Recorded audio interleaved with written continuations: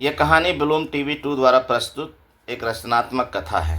दोस्तों, कभी कभी ज़िंदगी ऐसे मोड़ पर ले आती है जहां इंसान सब कुछ खो देता है। एक माँ जिसने अपने 6 महीने के बच्चे को पल भर में खो दिया और फिर उसी दर्द के साथ 20 साल जेल की दीवारों के बीच गुजार दिए। लेकिन किस्मत की कहानी यही खत्म नहीं होती है। तो 20 साल बाद उसी जेल में एक ऐसा राज खुलता है जो हर किसी को हैरान कर देता है।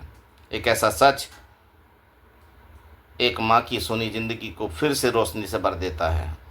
क्या सच में उसका खोया हुआ बेटा जिंदा था? और अगर था तो वो इतने साल कहाँ था? आज की यह कहानी आपको अंत तक बांधे रखेगी। तो आइए सुनते हैं ब्लूम टीवी 2 पर 20 साल बाद खुला जिंदगी का सबसे बड़ा राज। संध्या का समय था। शहर के एक पुराने मोहल्ले में टूटी फूटी झोपड़ियों की कतारें थीं। उन्हीं में से एक छोटी सी झोपड़ी में सुमन अपने 6 महीने बेटे अंकित को गोद में लेकर बैठी थी। उसकी आंखों में थकान भी थी और चिंता भी। सुमन की ज़िंदगी कभी ऐसी नहीं थी। वह एक साधारण परिवार की लड़की थी जिसने बड़े सपनों के साथ राघव नाम के आदमी से शादी की थी। शादी के शुरुआती दिनों में राघव उसे बहुत प्यार करता था, लेकिन धीरे धीरे सुमन को एहसास होने लगा कि उसका पति गलत रास्तों पर चल रहा है। राघव का काम साफ साफ कभी समझ नहीं आता था। कभी वह रात को देर से घर आता, कभी कई कई दिन तक गायब रहता। लेकिन जब भी आता उसके पास बहुत सारा पैसा होता था। एक दिन सुमन ने हिम्मत करके पूछ ही लिया, राघव तुम इतना पैसा कहाँ से लाते हो? राघव मुस्कुराकर बोला, तुम बस आराम से रहो, पैसा कहाँ से आता है ये जानने की ज़रूरत तुम्हारी नहीं है। सुमन को यह बात कभी अच्छी नहीं लगी, लेकिन वह ज़्यादा सवाल भी नहीं करती थी। धीरे धीरे उसने देखा कि घर के पीछे बने गोदाम में बड़े बड़े बक्से भरकर रखे जाते थे। एक रात जब राघव घर पर नहीं था तो सुमन ने डरते डरते गोदाम का दरवाज़ा खोला। अंदर जो उसने देखा उससे उसके पैरों तले ज़मीन खिसक गई। बक्सों में नकदी के बंडल और दूसरे लोगों की कीमती चीज़ें भरी हुई थीं। उसे उसी पल समझ आ गया कि राघव दूसरों की संपत्ति हड़प कर और गलत काम करके पैसा कमा रहा है। उस रात सुमन ने राघव से कहा, यह सब गलत है। किसी का हक मारकर कमाया हुआ पैसा कभी सुख नहीं देता। राघव गुस्से में चिल्लाया, तुम मुझे सीख दोगी? अगर ये सब नहीं करूं तो तुम्हें रानी की तरह कौन रखेगा? उस दिन के बाद सुमन चुप हो गई, लेकिन उसके मन में डर बैठ गया। कुछ महीनों बाद सुमन ने एक बेटे को जन्म दिया। बच्चे का नाम रखा गया अंकित। सुमन को लगा कि शायद बेटे के आने के बाद राघव बदल जाएगा, लेकिन ऐसा नहीं हुआ। राघव का गलत धंधा पहले की तरह चलता रहा। एक रात अचानक घर के बाहर पुलिस की गाड़ियों की आवाज़ गूंजने लगी। दरवाज़ा खोलो। पुलिस जोर जोर से दरवाज़ा पीट रही थी। राघव का चेहरा डर से सफ़ेद पड़ गया। वह जल्दी जल्दी पीछे के दरवाजे से भागा और अंधेरे में गायब हो गया। पुलिस ने घर की तलाशी ली, लेकिन राघव कहीं नहीं मिला। उस रात के बाद राघव कभी वापस नहीं आया। सुमन की दुनिया अचानक उजड़ गई। अब उसके पास न पैसा था न सहारा। गोद में छोटा सा बच्चा था और सामने ज़िंदगी की लंबी लड़ाई। कुछ दिन तक उसने घर का सामान बेचकर गुजारा किया, लेकिन जल्दी ही सब कुछ खत्म हो गया। मजबूर होकर सुमन अपने बेटे अंकित को लेकर शहर की सड़कों पर काम की तलाश में भटकने लगी। कभी वह घरों में बर्तन मांजती, कभी कपड़े धोती, लेकिन हर जगह उसे एक ही जवाब मिलता, हम छोटे बच्चे वाली औरत को काम नहीं दे सकते। दिन गुजरते गए और हालात और ख़राब होती गई। एक दिन भूख से बिलखते अंकित को देखकर सुमन का दिल टूट गया। उसके पास बच्चे को दूध पिलाने तक के पैसे नहीं थे। उसी दिन काम की तलाश में भटकते भटकते वह शहर के बाहरी इलाके में पहुंच गई। वहां एक पुरानी और सुनसान हवेली खड़ी थी। लोग कहते थे कि वहां कभी कभी मजदूरी मिल जाती है। उम्मीद लेकर सुमन अंदर चली गई। हवेली के आंगन में अजीब सी खामोशी थी। सुमन ने आवाज़ लगाई, कोई है? लेकिन कोई जवाब नहीं आया। थकी हुई सुमन ने अंकित को पास की चारपाई पर लिटा दिया और अंदर काम पूछने चली गई। कुछ मिनट बाद जब वह वापस लौटी तो उसका दिल ज़ोर ज़ोर से धड़कने लगा। चारपाई खाली थी, अंकित वहाँ नहीं था। अंकित सुमन जोर जोर से चीखने लगी। वह पूरी हवेली में पागलों की तरह दौड़ने लगी, लेकिन कहीं कोई नहीं था।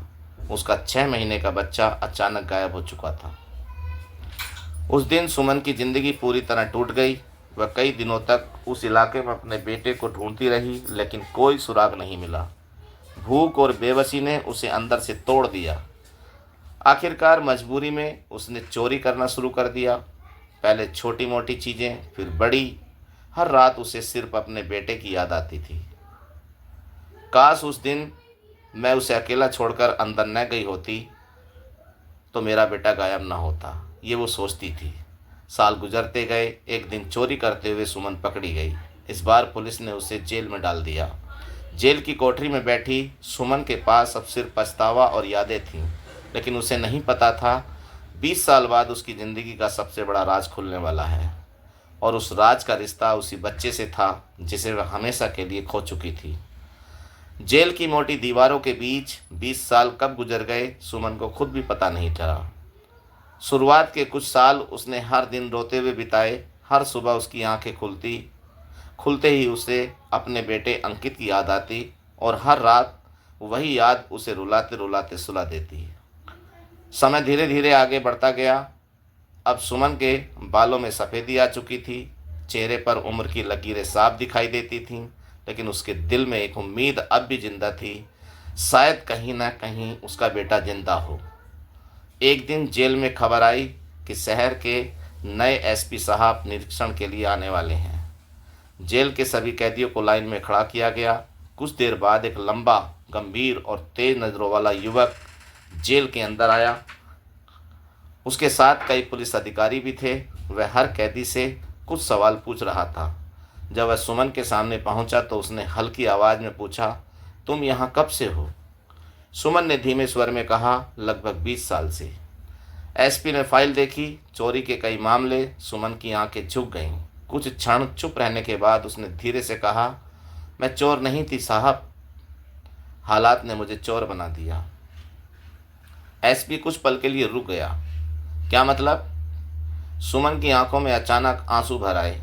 20 साल से दबा हुआ दर्द जैसे अचानक बाहर आने लगा। वह धीरे धीरे अपनी पूरी कहानी बताने लगी। मेरे पति गलत काम करते थे। एक दिन पुलिस से बचकर भाग गए। मैं अपने 6 महीने के बेटे के साथ अकेली रह गई। काम की तलाश में भटकती रही। फिर एक दिन एक पुरानी हवेली में काम पूछने गई। सुमन की आवाज़ कांपने लगी।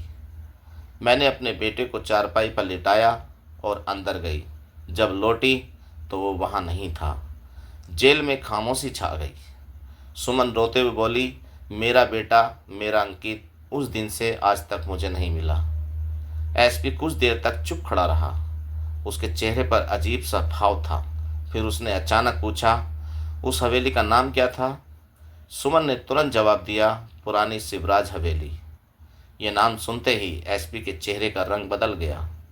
वह कुछ देर तक सोचता रहा। फिर उसने धीरे से पूछा, तुम्हारे बेटे के शरीर पर कोई खास निशान था? सुमन ने तुरंत कहा, हाँ, उसके दाहिने कंधे पर चांद जैसा एक जन्म का निशान था। यह सुनते ही एसपी जैसे पत्थर का हो गया। उसने धीरे धीरे अपनी वर्दी का कॉलर थोड़ा हटाया। उसके दाहिने कंधे पर वही चांद जैसा निशान था। सुमन की नज़र जैसे ही उस निशान पर पड़ी, उसकी सांसें रुक गईं, उसकी आंखें फैल गईं। ये निशान। सुमन के होंठ कांपने लगे। अंकित। एसपी की आंखों में भी नमी आ गई। उसने धीरे स्वर में कहा, हाँ, मेरा नाम अंकित ही है। सुमन की आंखों से आंसू झरने लगे। वह कांपते हुए आगे बढ़ी। मेरा बेटा। अंकित ने सिर झुका लिया। जब मैं छोटा था तो उसी हवेली के पास रहने वाले एक बूढ़े चौकीदार ने मुझे पाया था। उन्होंने ही मुझे पाला और पढ़ाया। बाद में मैं पुलिस में भर्ती हो गया। सुमन अब खुद को संभाल नहीं पा रही थी।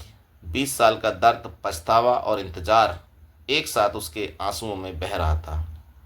अंकित भी भावुक हो चुका था। उसने धीरे से कहा, मुझे हमेशा लगता था कि मेरी ज़िंदगी में कुछ अधूरा है। आज समझ आया कि वो क्या था। सुमन कांपते हाथों से उसके चेहरे को छूने लगी। मेरा बेटा, तू जिंदा है। उस पल जेल की दीवारों के अंदर ऐसा दृश्य था जिसे देखकर वहां खड़े कई पुलिस वालों की आंखें भी नम हो गईं।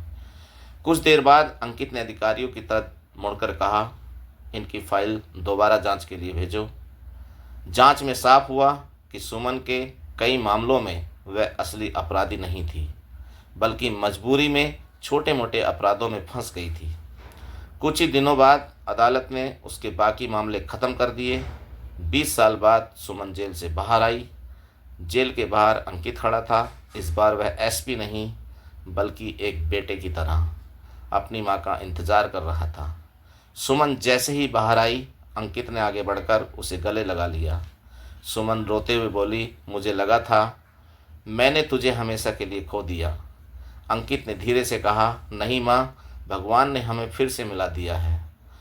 उस दिन सुमन को समझ आ गया कि ज़िंदगी चाहे जितनी कठिन क्यों ना हो, लेकिन सच्चा रिश्ता और सच्चा प्यार कभी खोता नहीं।